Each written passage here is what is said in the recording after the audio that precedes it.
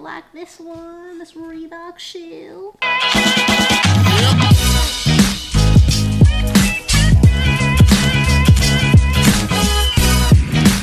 Good morning, YouTube. What's up, guys? I hope you're safe and healthy and happy and doing okay. It snowed a lot in New York last night, and I don't normally run in the snow, but I think it would be fun to do just like this one time, film it. And I also have to film a first run impressions video. So what better way to do that than to go out into the blizzard and do some filming. The camera's about to die, but I'm going to do a first run impressions on the Reebok Forever Floatride Energy 2.0. I'm shocked the camera didn't die just while I was saying that long name. The good news is that I've already run in this shoe. I did an 8-mile run the other day, but I'm gonna hold off on telling you what I think about it and just go get some nice little joy miles in, shall we?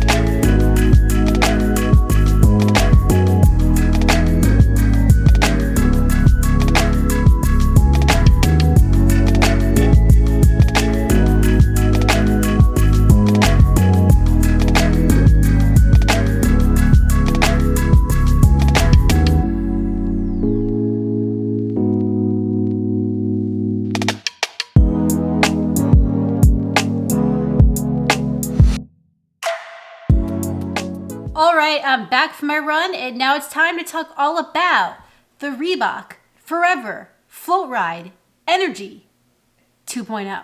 We got to work on that naming system a little bit, guys. A lot of people have asked me, why aren't you reviewing Reebok running shoes? And I have nothing against Reebok. I just had never gotten my hands on a pair. So after a couple of requests, I did some research and tried to figure out what shoe from their line would be best for me, and I came across the Forever Floatride Energy 2.0. When I posted that I was going to review this shoe, I had some people say, well, why would you do that? It's been out for like 10 months. You're a couple months too late. Well, because I want to. That's number one. And reason number two is because I got this shoe for $42. Yeah. $42. Before we get started, I do want to let you guys know that I purchased the Reebok Forever Floatride Energy 2.0 with my very own money, my own $42. So, as usual, nobody's paying me to make this video. I'm not paying myself. No one's gonna see this before you, and that's kind of that. All my opinions are my own, as they always are, and they're always great, right? All right, enough nonsense. Let's start with the specs of the Reebok Forever Floatride Energy 2.0. The Reebok Forever Floatride Energy 2.0 is 7.4 ounces for what I believe is probably a women's size 8. It doesn't specify on the website. But for my size, 10 women's, the shoe came in at 8.3 ounces. It has a 9mm drop, but the exact measurements are not specified anywhere that I've looked. So we're just gonna call it 9 and not try to guess. And the Reebok Forever Floatride Energy 2.0 is not true to size. This is a women's size 10. I couldn't find a 10.5 anywhere. Maybe Reebok doesn't make a 10.5. It's just too big of a woman's shoe size, but I think that's kind of silly. Like, there are women who have bigger feet, believe it or not.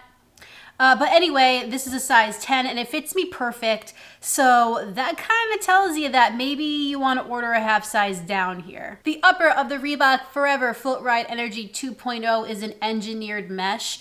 It is very breathable, but also offers nice protection and some structure in the midfoot area for some support. And moving to the back of the shoe, we see that Reebok didn't skimp out here on giving us a sturdy heel counter. It is very sturdy, which gives you some extra support and just keeps the foot in place. As you can probably imagine, since it is the end of December, it's pretty cold here in New York. So all of the really breathable, lightweight upper shoes that I loved so much in the summer are kind of becoming slightly problematic in the winter. However, the Reebok Forever Floatride Energy 2.0 was really good because it is lightweight, it is breathable, but it did offer some protection. Like my feet weren't freezing, and I have 2 runs in the shoe, so I wore a thicker sock on one of the runs and a lighter sock on the other.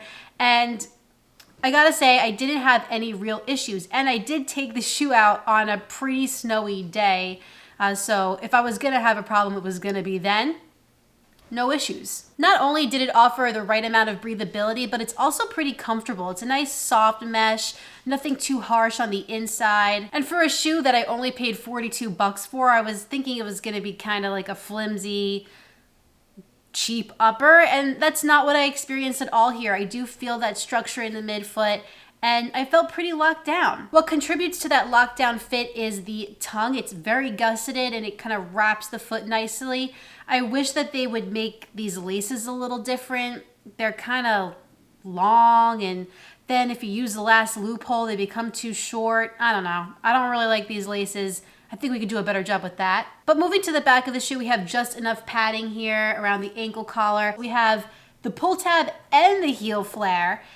And we have the best of both worlds. I mean, hey, if you like the flare, you got that. If you like the pull tab, you have that. And what's not to love here? And it kept my feet dry on a really snowy day, so it was a win for me. Reebok is using a full-length slab of the Floatride Energy foam in the shoe. It is a TPE-based foam, which means it's not standard EVA, and you're gonna get some of that energy return and response that you feel from those TPE blended foams. I gotta say, I was pretty impressed with this midsole. I took this shoe out on an 8.2-mile run, and I didn't long for more underfoot. I was worried that that would kind of be the case.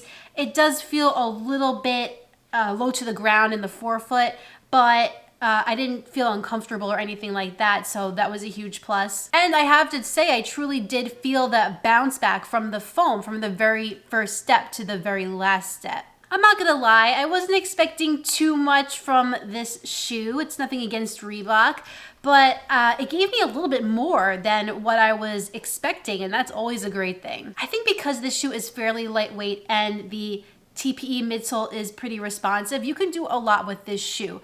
Sure, I would say this falls into the daily trainer category, but if you're a person who just has one shoe, you don't want a tempo day shoe and a daily trainer and a this and a that, this is a really good all-around shoe. You can absolutely do your daily mileage in this and feel no discomfort underfoot, but when I picked up the pace in this shoe a bit on my longer run, it really held up very well, responded great. The foam worked with me. I had been hearing from you guys a lot about Reebok's foams, and I have to say I am pretty impressed. Another cool thing about this midsole that I really liked is that if you look closely where the midsole meets the bottom of the heel counter, I'll try to get a close-up shot of it for you guys, the midsole kind of extends outward just a tad. It makes like a little lip, and I think that provides extra stability here. Your foot has a little bit more leeway to kind of be kept in place. I am definitely interested to see, however, what the durability is going to be like. I think it's going to hold up fine, but I think after 50 miles, we'll really be able to tell that. Reebok had the opportunity to give us kind of a cheaper midsole material here for a more affordable shoe, and they didn't do that. They gave us a nice solid TPE blend,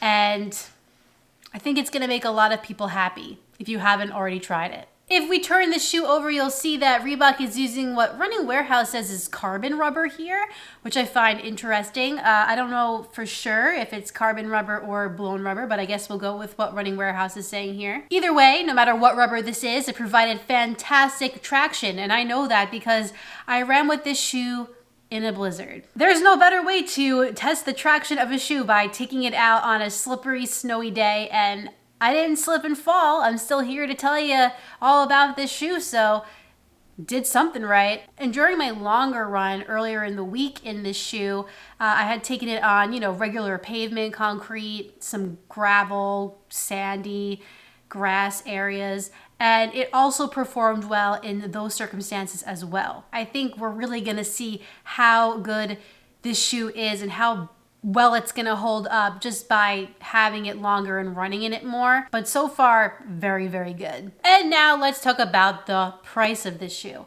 So I mentioned that I got this for 42 bucks, but depending on where you look, you can get it for that price. Some websites are selling it for 100 bucks.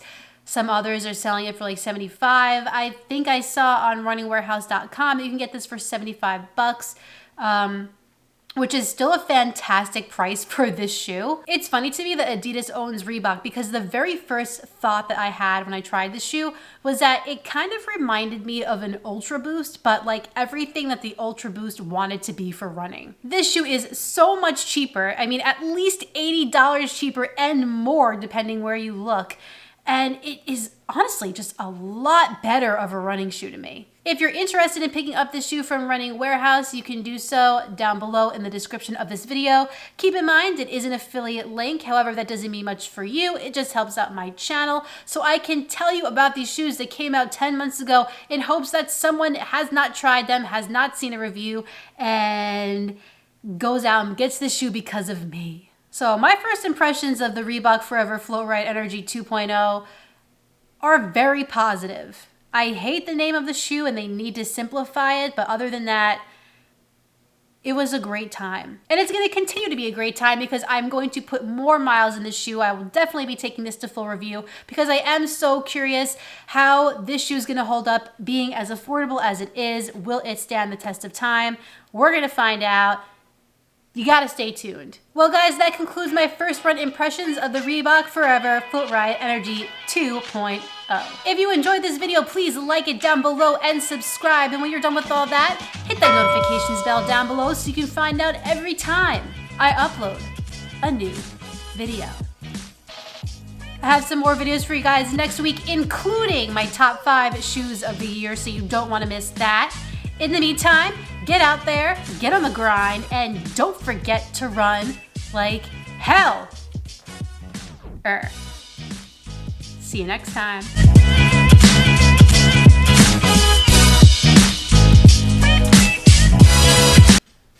Hello. Hello.